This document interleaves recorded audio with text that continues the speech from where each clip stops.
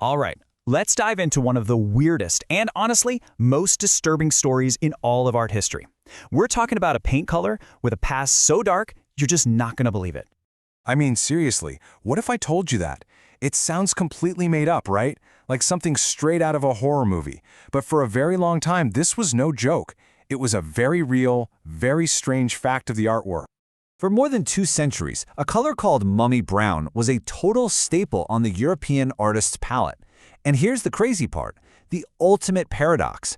Artists used it to paint the warmth and life of human skin, using the literal flesh of the dead. Just let that sink in for a second. So how did we even get here? Well, the path from an ancient tomb to an artist's studio, it didn't actually start with painters. Nope. It started way earlier, in the apothecary shop, with this bizarre so-called medicine known as mummia. Yep, you heard that right. Before mummies were ever a color, they were considered a cure. This whole trade in human remains was seen as totally normal medicine, long before any artist ever got the idea to grind them up and mix them with oil. Okay, so what's truly wild is how this whole thing started. It was all based on a gigantic misunderstanding. See, ancient physicians used to prescribe this natural tar-like substance called bitumen for all sorts of things. The Persian word for it was mummia. Sound familiar? Well, when Europeans saw Egyptian mummies, all blackened and covered in resin, they made a huge leap. They thought, hey, those must be soaked in that medicinal mummia. And just like that, the name jumped from the substance to the actual corpse. The whole practice was built on a case of mistaken identity.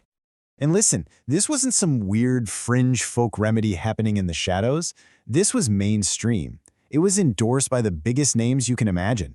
We're talking kings, like Francois I of France, who literally carried it around with him. Famous philosophers like Francis Bacon, even pioneers of modern chemistry. For a while there, the idea of grinding up a human body and consuming it for your health was considered perfectly legitimate science. It's just mind-boggling. So, you've got this already existing demand for mummies as medicine, and that really set the stage for what was about to happen. Then, Napoleon's campaigns in Egypt kick off this huge pop culture craze in the 19th century. They called it Egyptomania. And suddenly, the mummy trade just explodes. It goes from a weird medical practice to a full-blown industrial-scale business. And this is where it gets even more disturbing. These weren't seen as people anymore. They were just a commodity, a raw material. The remains were used in every way you can possibly imagine, and some you can't. The rich held mummy unwrapping parties for entertainment. Yeah, that was the thing. Tourists would buy heads and hands as souvenirs to display in their homes. There are even reports they were used as fuel for locomotives and, get this, shipped by the ton to Britain and Germany to be used as agricultural fertilizer. It was a complete dehumanization. If you're having trouble picturing the sheer scale of this, just think about this one fact. In 1890, one single shipment arrived in Liverpool. It was full of mummified cats, destined to be ground into fertilizer. How many cats? An estimated 180,000 in one boat. I mean, to them, the supply of the dead must have seemed completely endless. So you have this massive industrial supply chain of the dead, right? Built on this weird medical history and fueled by colonial craze. And that is what made the production of mummy brown paint not just possible, but, well, profitable and almost ordinary. So let's look at the life cycle of the paint itself. It lasts for over 2.5 centuries.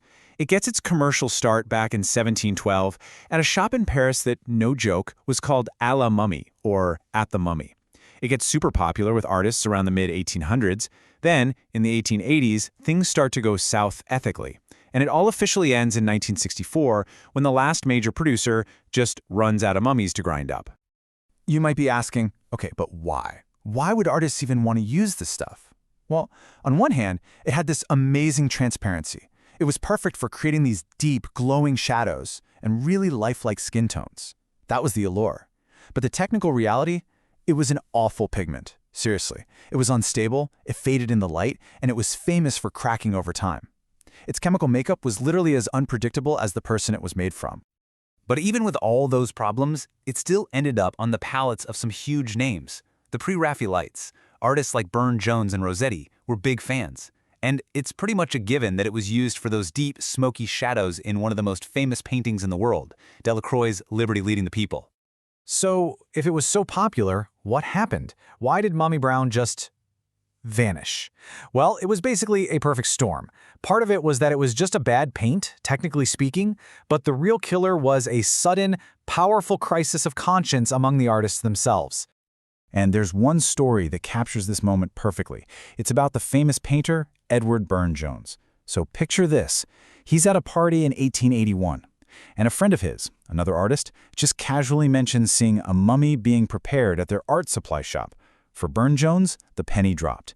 He realized Mummy Brown wasn't just some weird metaphorical name. It was literal, and he was absolutely horrified. His wife, Georgiana, wrote about it later. She said he was so completely appalled that he left the party, rushed to his studio, grabbed his one and only tube of Mummy Brown paint, and came right back, insisting that they had to give it a proper burial right then and there.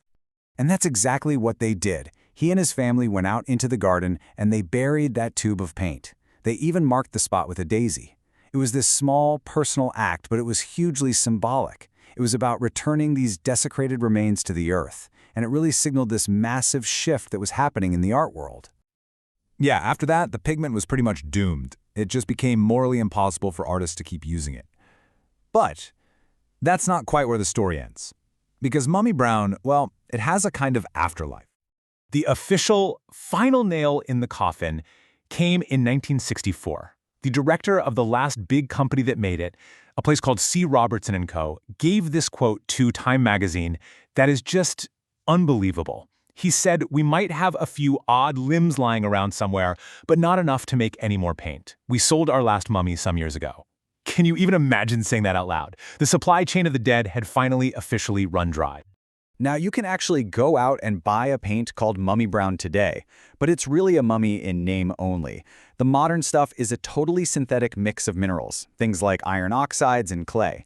It's designed to look like the original color, but it's permanent, it's stable, and most importantly, it contains 0 human remains. So, in the end, the story of Mummy Brown is more than just a weird art history fact. It forces us to look beyond the beautiful surface of a painting and really think about where the materials came from. It's a pretty stark reminder that behind something beautiful, there can be a really dark history of violence and exploitation. And it leaves you with this question, right? A question to think about next time you're walking through a museum. How many other beautiful things have a dark history hidden just beneath the surface?